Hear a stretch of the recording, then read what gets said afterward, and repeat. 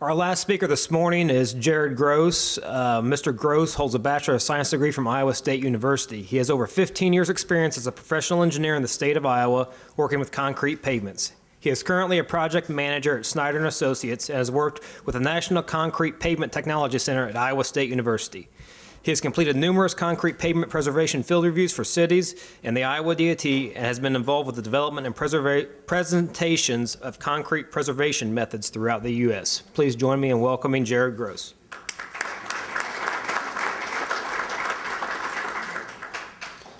Okay, we'll close out the session today talking a little bit about concrete preservation. I'm filling in for Dale Harrington today, could not make it, but here representing the CP Tech Center. I also have Steve Treesh here. Steve, you want to raise your hand? If he's sitting here by the column, I'm going to call him out, Steve. If you have any questions after my session on concrete paving preservation techniques or want to talk concrete, Steve or myself will be available. Thank you again for having me here at the National Preservation Conference. To start off, we want to kind of echo some of the things that Mark was saying about investing in your assets. I mean, if you look at the roadways we drive on, we owe as engineers and decision makers, policy makers, we owe it to the citizens, the users of our roadways to protect our investments. And whether you have a two-lane county road in the countryside, or you have a multi-billion-dollar freeway, that's an investment, and we're here to protect that investment. I think we all share the same common goals for preservation, is to protect our investments and spend our money wisely. So we'll talk about some of the basics. I'll kind of echo a lot of things Mark talked about, preservation and policy, but the basics on preservation. And I'll also go into some of the concrete techniques that is available. So maintaining the service and investment of the highway by implementing pavement management into cost-effective pavement preservation measures, that's what we're here to talk about. It is an investment, and we're here to protect our assets. So how do you determine the treatment selection for your roadway? You need to have a policy. I'll go back to the basics. You have to have a preservation policy stating what the goal is, what is the condition of the roadway, what kind of service life do you want out of your roadway. And then you need to know that up front before you go and select your right treatment. As Mark pointed out, we have to have the right roadway, and you have to pick the right selection and do it at the right time to make it successful. We need to know what's the expected performance of the pavement. What do the users want? We want a smooth rideable roadway. The users want less delays on the way to work. So we need to know the expected performance. We need to know what the costs are, whether they're indirect costs or initial life cycle cost or direct costs. Direct costs through agency costs and indirect costs through users costs. And then we got to ask ourselves, did the preservation technique meet that goal? So you're probably familiar with the pavement condition curve with the condition on the y-axis and time on the x-axis. And what we're looking for here is to spend our time and invest our resources on the upper left portion of the curve. We want to keep our roads in a good condition, and so spending our money up front, keeping our good roads good, that's what pavement preservation is all about. And we've kind of dissected this curve into different categories with preventative maintenance, rehabilitation, both minor and major rehab, kind of in the central part of the curve. And then if we let our pavements go too far, which happens quite a bit, if we get into that lower portion of the curve, we're into the reconstruction. So what we'd like to emphasize today is we're going to talk about some of the tools some of the techniques to rehabilitate and preserve concrete pavements. But we also want to remind everyone that concrete is a tool for preservation. We'll talk about some of that later on with some of the concrete overlays that have been going on. So as we think about concrete preservation tools, some of these techniques you've seen in David's presentation, and so hopefully we'll see some of those demonstrated today.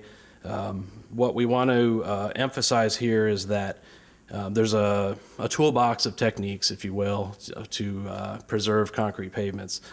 And if you sometimes in a road candidate will have 2 or 3 different tools that we want to use. And so what this graphic represent is it's kind of there's an order to it. So if you start at the bottom and work your way up, if you have a multiple different techniques that you're going to use on a roadway, you want to start at the bottom and work your way up. For example, if you have a roadway that needs concrete fold-up patching or partial patching, or if you have faulted joints, you would do the fold-up repairs before you do any dowel bar retrofit, and then you hopefully do some diamond grinding if you have funds that would allow that. And then the last technique there would be to reseal those cracks, because both concrete and asphalt roads, we want to keep that water out, especially in the upper Midwest where we come from. We want to eliminate or minimize freeze-thaw distress with the pavements that we're trying to preserve. So concrete is a tool for preservation. We're going to talk about bonded overlays, and we're talking about bonded overlays were concrete overlays that are 4 inches or less. So this is a preservation tool, and that most people aren't aware of. We want to emphasize it is a tool. It can provide a good restoration to your concrete pavement, increase the smoothness, the rideability. It removes that surface distress and provides friction, but overall extends the service life. And to talk about concrete overlays a little bit, there's quite a bit of work in Iowa where we come from that concrete overlays are performing very well. In fact, Iowa has over 500 overlay projects, and covering about 2,000 miles of roadways. So that goes way back to the days of belted sweaters. So we have good performance on concrete overlays going back into the 60s, 70s, and it is a beneficial tool to consider when you're looking at preservation on concrete roadways. So where do those overlays fall on the curve? Our preservation techniques for bonded overlays would be in the upper portion of the curb in that minor rehabilitation category, whereas the unbonded overlays, those overlays are more maybe just outside the preservation window. Those are the roads we're adding structure and to the overlay, where the bonded overlays we're trying to restore that roadway and provide a kind of a restoration of that roadway to increase the performance, increase the life of the roadway. So with that pavement management curve, as we all know, spending our money up front at the top of the curve, that's what we're talking about. We want to maximize our dollars and spend our preservation dollars at that portion of the curve. And if you wait too long, there's been pavement management studies out there that have proven that if you wait too long, you're going to spend 4 to 10 times more money bringing that road back into that excellent category, which we all want. So it's important to recognize where you are, where your roadway is on that pavement management curve. So we're talking about preservation policies and pavement management systems. We have 5 core questions. Number 1, what is the current state of our pavements? We need to know what do we have for an inventory? How many miles of roadways do we have? What condition is it in? What is the remaining service life? So there's lots of vendors out there that do data collection surveys. Iowa's been fortunate enough to have every paved road in the state of Iowa driven and had automated data collection since 2013. So what they do, the program there is they split the state in half, and they do the north half of the state one year and do the south half the next year, and they're currently in our second phase of that program. So hopefully that'll continue, and what that gives the agencies and the DOT in Iowa is gives you a lot of good information on what the PCI is of the roadway and what the rideability is, and you can monitor these pavements and see how they're performing over the years. That program also was successful, and it started and covered some of the roadways in the larger municipalities in Iowa.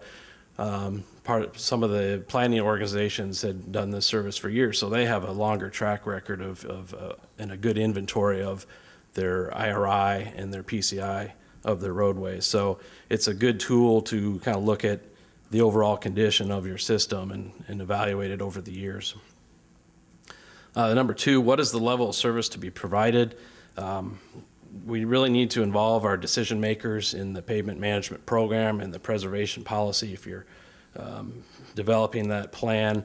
And what it does is it creates buy-in from those folks that are, giving your program the funding. So what we've done and what I've seen done with pavement management programs is they've actually involved the city officials, and they got in a van and drove the streets through the city streets and talked about the distress they're seeing and what's causing the distress, and they've come to an agreement. We say, okay, this road's a PCI of a 50, this one's a 30, this is a 70. What is allowable? What is our level of service? What's that target PCI want to be? And that really gives the city officials some buy-in on your program, and that's been pretty successful. Number three is kind of a combination of number two, and is what level of deterioration is acceptable.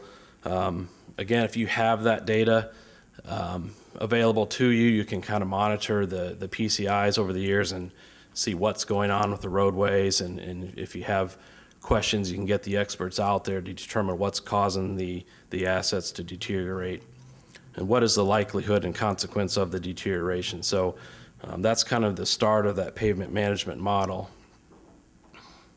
What are the feasible options to consider?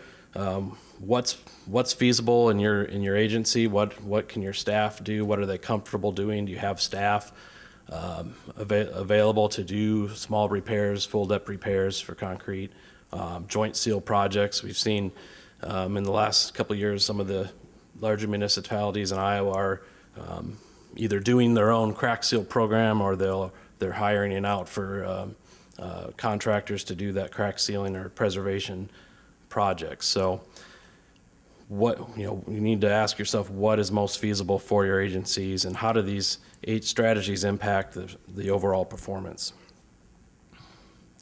With that pavement management model, there's different softwares available for pavement management that can predict how your network's going to perform.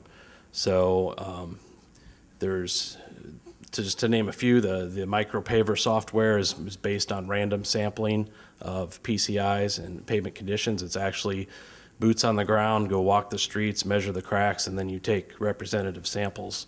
Micropaver is a software that will provide your pavement management based on that method, based on random sampling. And that's based on the PCI method developed by the U.S. Army Corps years and years ago.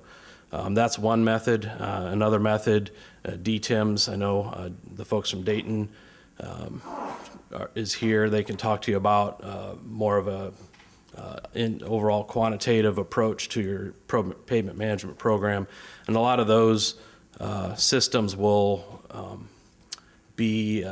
they're based on automated data collection. So you have every square inch of distress on that roadway, and the DTIMS network will actually work with that data and provide, and you can do different pavement management tools. You can establish budgets and see how that overall network is going to perform based on different funding levels. What pavement preservation is not the worst first. It's not cover up the problems. We need to spend our money at the top of that curve. And with going back to that pavement management system, another benefit to that is it, as was mentioned earlier, it does provide quantitative data and assigns a street, a priority level in your capital improvement plan or management plan. So there's no politics about make sure the city councilman's pavement is restored first. So, and what we want to identify as well with the pavement management and the preservation techniques is when we spend our money, you get that jump in quality.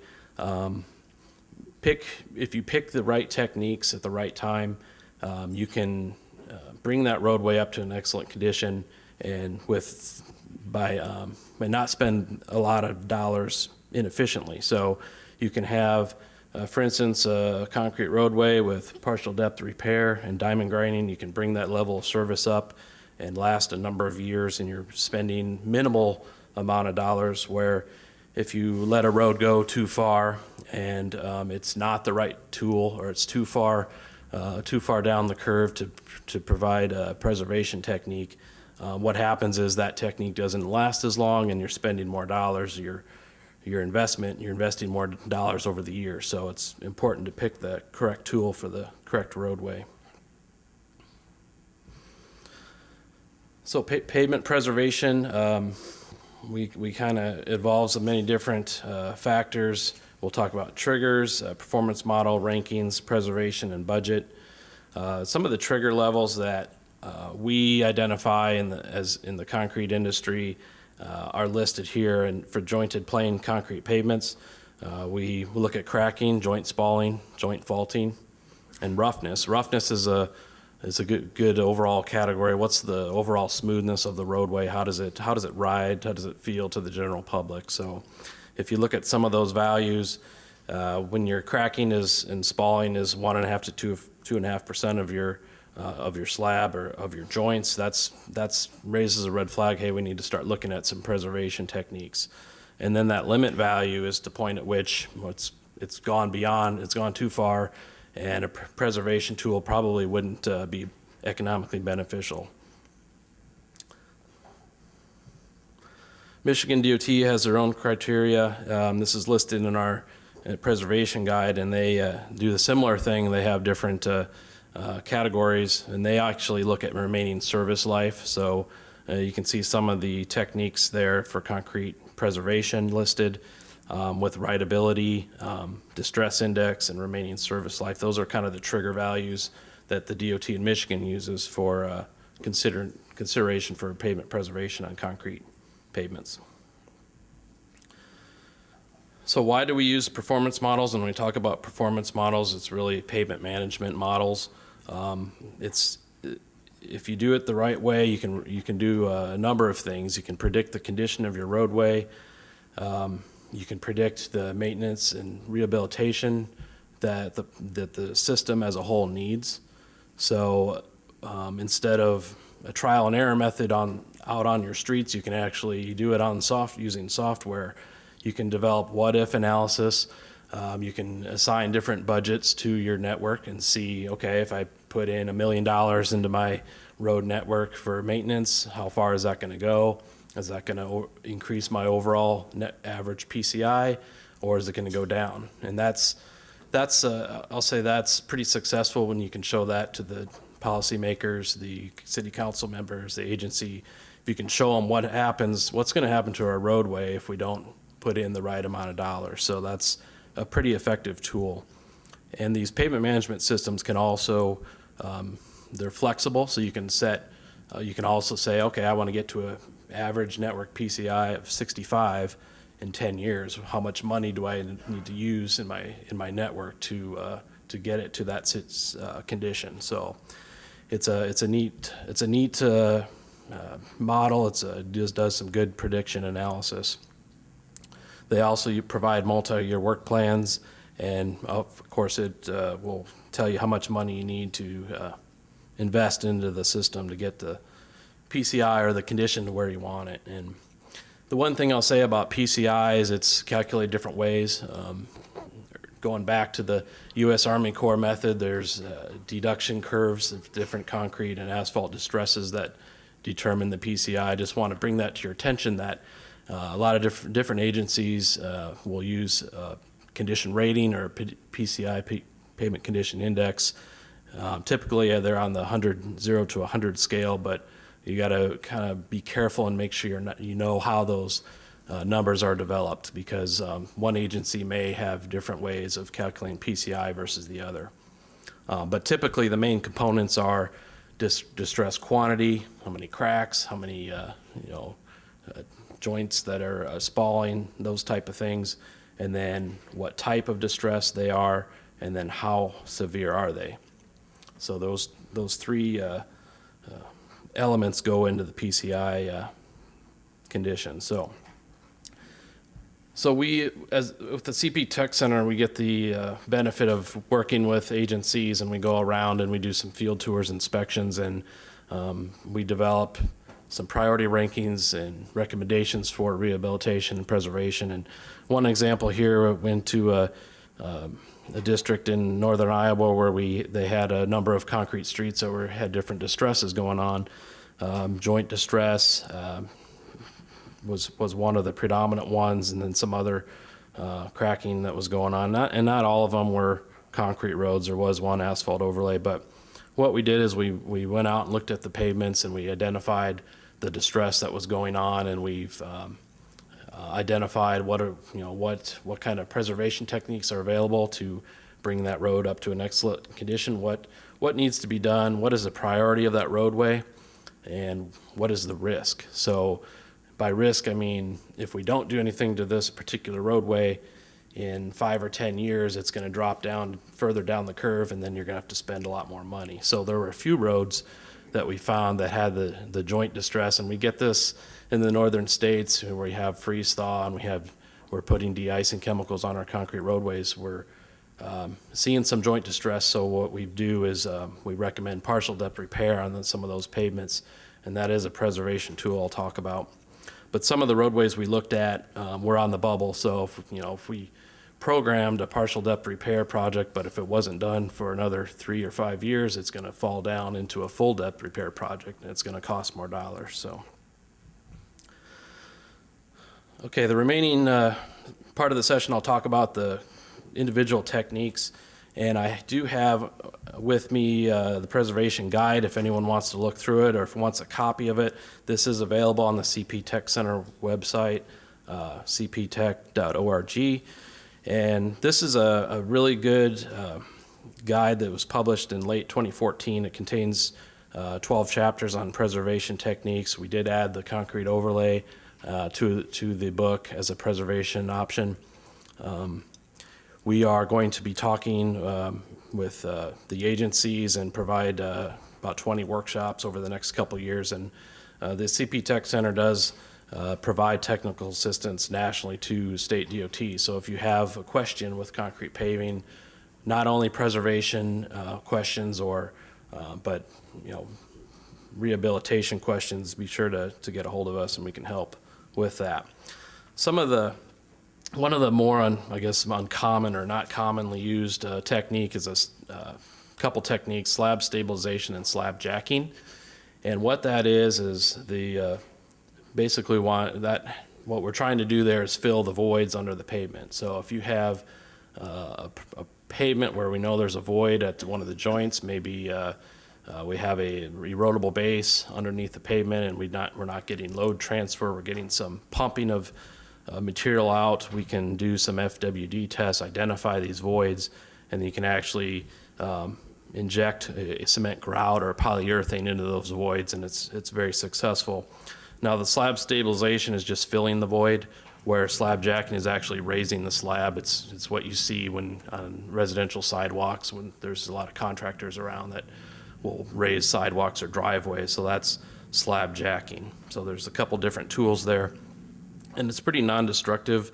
If you're using a cement grout, you're going to end up with a 1 to 2 inch hole in a series of a panel, and they have different techniques, and there's a whole chapter on that in the preservation manual. If you're using a polyurethane, you only need about a half inch hole, so much smaller. So with that joint distress that we talked about, one of the tools and methods that's being used for pavement or partial depth repairs are different concrete milling heads. Technology's evolved in the last 5 to 10 years that have given us different options for removal of concrete for partial depth repair. And some of the equipment here you see we creates different shapes for that milling pattern. There's the V-shaped pattern, a rounded pattern, and then a vertical edge mill head. So there's different mill heads available, and these are getting more popular in Iowa, Minnesota. I'll give a shout out to Minnesota. Minnesota is probably the pioneer when it comes to partial depth repairs. They've been very successful with those, and we'd like to say on the average, a partial depth repair will give you at least 10 to 20 years of life if it's the right candidate. In Minnesota, there's several examples where they've lasted over 30 years. So in partial depth repair, basically what you're trying to do there is rehabilitate or preserve the concrete roadway where you have joint distress limited to that upper half or upper third of the concrete. And that's what we're seeing with the joint distress. And basically what we do there is we use a milling head, or there's different other procedures. If you don't have a lot of the length to repair, you can do spot repairs with lightweight jackhammers, but the overall goal is to get that loose concrete off the top, mill it out, clean out the patch, prep it, and put in a concrete patch in that hole. So we're getting good performance. There's good mixes out there. And if you have any questions on partial depth repairs, we have information in the book, or you can come see us. Full depth repairs is pretty straightforward. Some of the more, I guess, non-common techniques in Iowa would be the precast repairs, but these are available in the higher populated areas where we can't have traffic down for extended periods of time, where they actually precast their own panels, lift them out, and put them in one piece. So they go in manufactured on site, so we can dial them into the pavement and get the road open right away.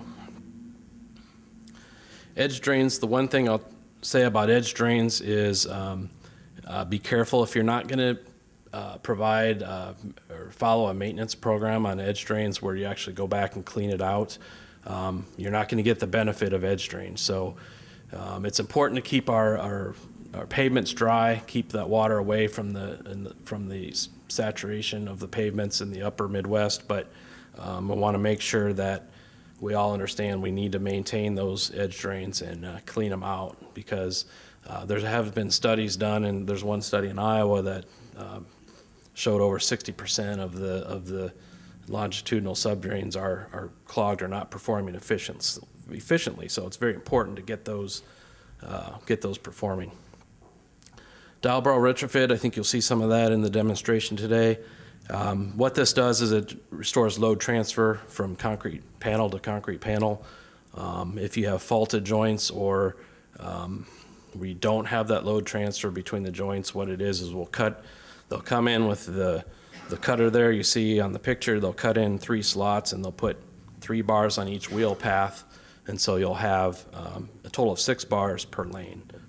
And we'll come in, cut the slots, they'll chip them out with a jackhammer, and basically clean out the joint and put in a new epoxy coated dowel bar and grout it in place. And this is very, very successful for long-term rideability if you don't have load transfer.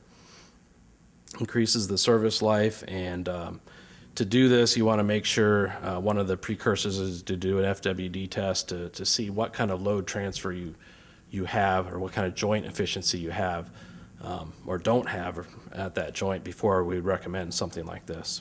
But it's been tried and true. It works very well. Another one you may see today is the different surface textures.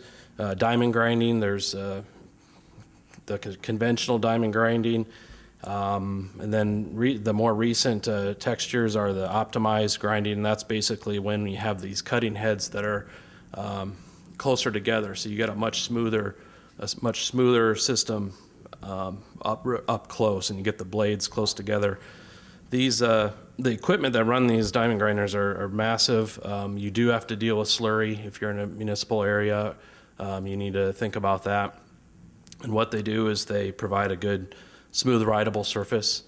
You can also, with the next generation concrete surface, provide a real low noise roadway. So really, really quiet pavements, and that's a 2-step process where you have a diamond grinding at the top, and then come back and do a grooving where the blades are spaced out about 3/4 of an inch.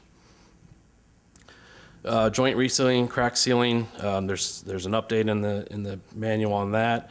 Basically, concrete doesn't like water, so we need to get those joints sealed, maintain them, reseal them, keep the water out of the pavement. And last thing on the list here is concrete overlays. This is a new chapter to the guide. In that chapter, we've incorporated a lot of the material from the 3rd edition concrete overlay manual. And we've also incorporated a lot of information we've learned over the years in Iowa and the Midwest on projects from 2008, 2014, lesson learned. So there's a lot of good material on concrete overlays in that preservation guide. So that's all I have for today. I'll be glad to take some questions if you have any.